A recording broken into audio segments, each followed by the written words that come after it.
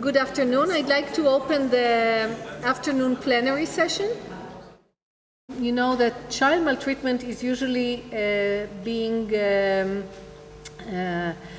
occurs in dark places, behind doors, without much publicity.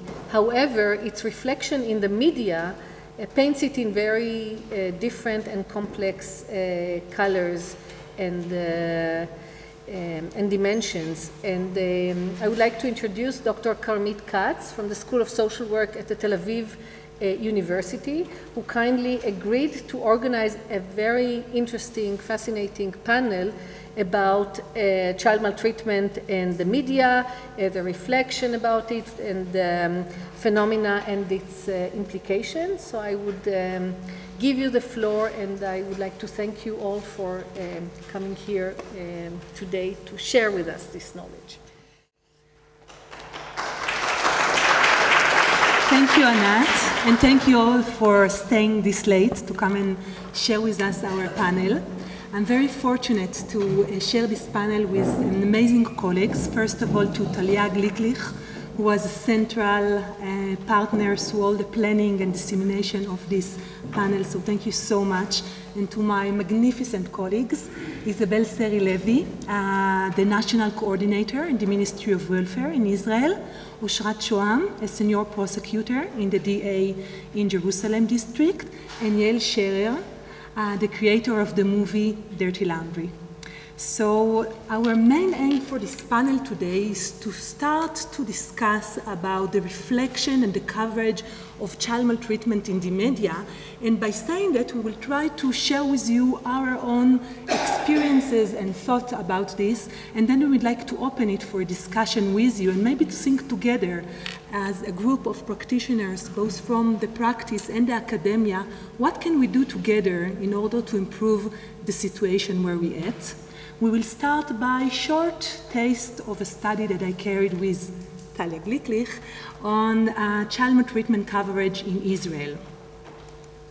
So we will start by starting our basic point in this panel that media has a profound role in any construction of social problems. So we actually need the media in order to continue and be recognized that child maltreatment is a social problem.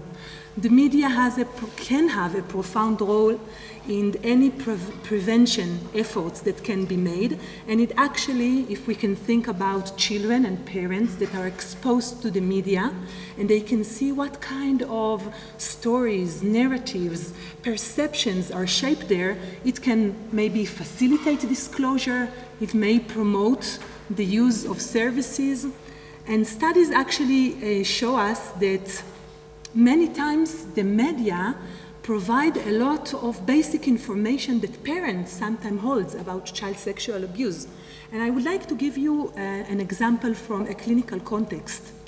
A friend of mine is in a therapy process with a girl who was raped by a neighbor. And the major issue in the therapy process was how bad the girl felt from her parents' reaction to the abuse, because she came and disclosed what happened to them, and they told her, "You're not what we thought you are. We were thinking that you will be like these girls that written on them on the newspaper, that you will run away, that you will fight, that you will scream, and you stay there evening after evening, and just telling us after a year ago, we don't know you."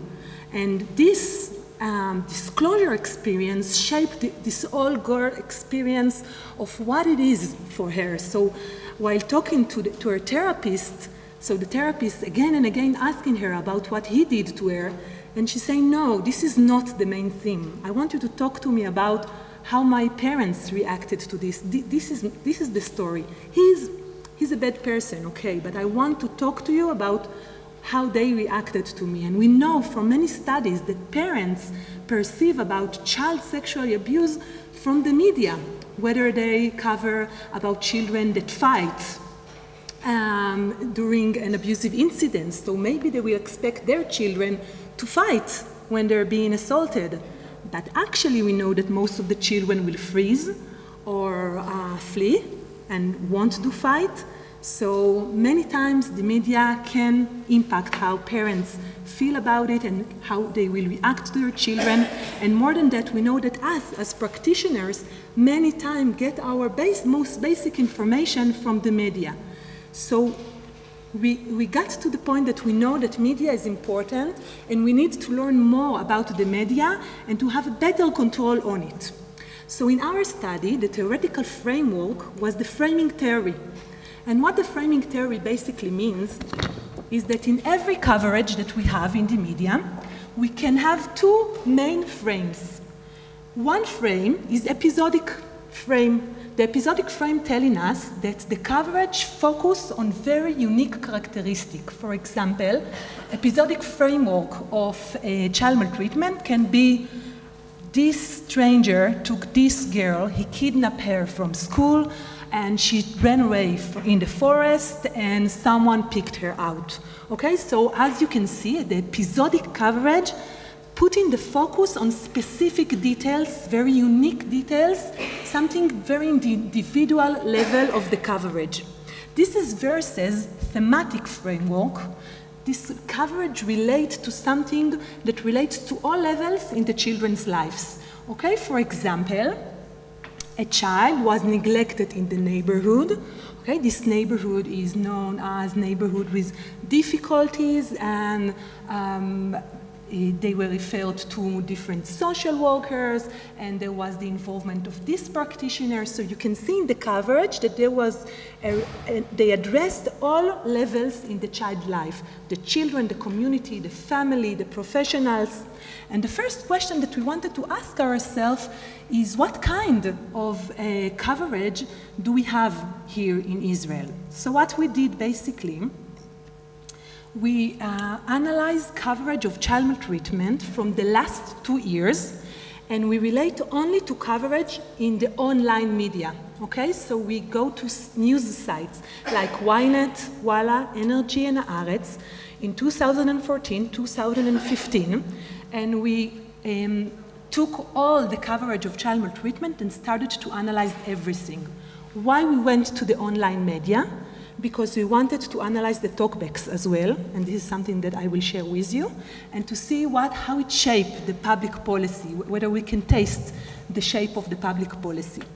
So the first thing that I want to share with you is the number of news coverage that we found about child maltreatment. Okay, so we're talking about 4 central news sites online in Israel, 2 years.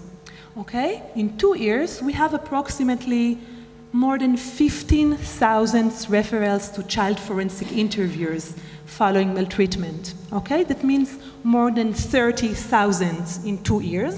And we had 32 coverage of child maltreatment. 32. This is the start point number. Now we will go to the type of abuse that was covered.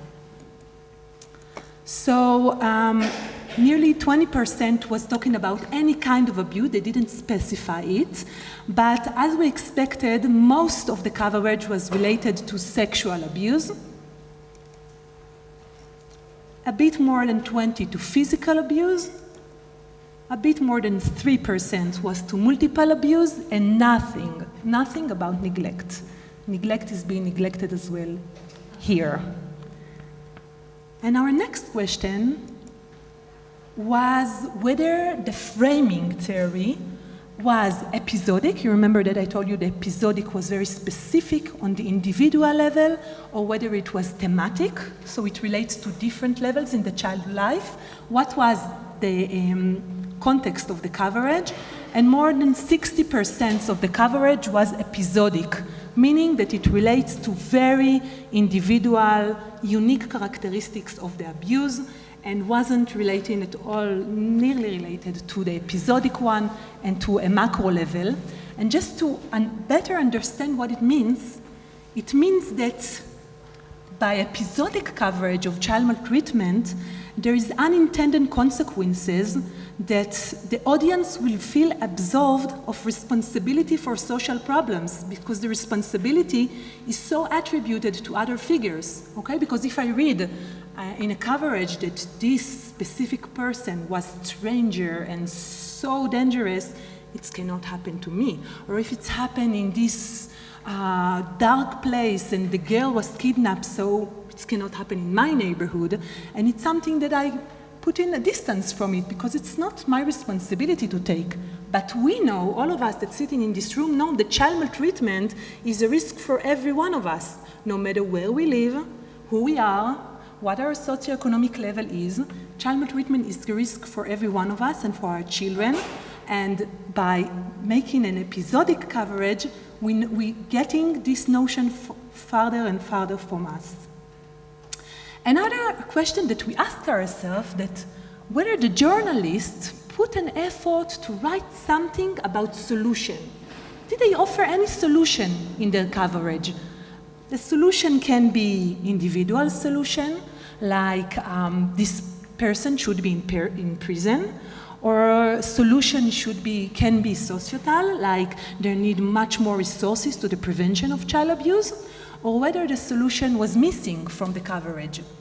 And unfortunately, we saw that although 20% offered solution in the individual level, and a bit less than 20% offered solution to societal context, in nearly 60% of the cases, the journalists didn't relate to any solution that can happen. We expected to find it because we saw it in the literature review from the US and from Australia and other European countries, but it makes us feel sad because many times we were hoping that journalists will be function as advocates. You know, they will try to fight for justice for children and to make the awareness, and if they're not referring to any of the solutions, so what does it mean? Another question, because we're social workers, was very interesting, was who are the stakeholders that were cited in those newspapers? So we wanted to see whether they were talking to practitioners, to the non-offending parents, perpetrators, to the children themselves, and how often they did it. And this is a really short list of the main stakeholders that were cited in the coverage were from law and the police enforcement. They nearly were talking with social workers or health professionals. Rarely were talking with parents or children, and for this matter we know that how complex is it to talk with children, so I prefer they won't talk to children. But thinking about us as social worker, and Isabel will elaborate on it later on, we can see that they're rarely talking to various stakeholders in the case, and many times because of the very specific individual coverage, we're missing the more wider context of the phenomena. And now I will get to the talkbacks. So the first things that we were interested in is how many responses were there for each coverage. And the mean number was 30. And just to give you a sense of comparison, you know that recently we have a very famous wedding in Israel, right? For you know Bar Rafaeli? Okay, so for the coverage of her wedding, we had a mean average of talkbacks, hundreds of one. Okay, if we're talking about any other coverage of political conflict, we're talking about hundreds of talkbacks. But if we're talking about social problems like child maltreatment or poverty, we're talking about a mean average of 30 responses with a range of 0 to 140. So our starting point is that child maltreatment is not the main concern for the public. So we took more than 900 talkbacks that we did have and tried to categorize it and to see what kind of talkbacks can we capture from this. And we have a lot to say there, but I will give you just a taste. The first things that we asked ourselves while analyzing it is what kind of feeling it is for a child or parent or someone else that was engaged in this abusive incident to read those talkbacks. And let's see what they can find. So there was a lot of rage, how those terrible things can happen. and despair, like we have no hope. There were people who shared their personal experience, like when I was a child, something like this happened to me. It was a very exciting platform for people to share their experience with one another. But I want to go to the critique on the non-offending parent that was really, it concerned me because 58 talkbacks wrote really bad things about non-offending parents, like you should look of yourself if your daughter was raped. This is tell you something about how terrible parent you are. And I can think of a parent who there were things happened to him and reading these talkbacks and to get those responses from the public, like this is your fault and you are the one to blame with what happened to your daughter, this is terrible. Or empathy to the victim, but a bit more empathy to the suspect. Like she's the prostitute, they're the victims, she's the one to blame. And just to look on it and to start to reflect about its consequences to the children, to their parents, to their families, to their communities, and to our, unfortunately, future victims to be, children who are exposed to this coverage. Why would they want to share with us their experiences and to disclose in the future? So with this small taste to our study, each one of those amazing women will start to share her reflections about the media, and after each one of them will talk, we will start to open the discussion with you. Okay, so first of them, Isabel Seri-Levy.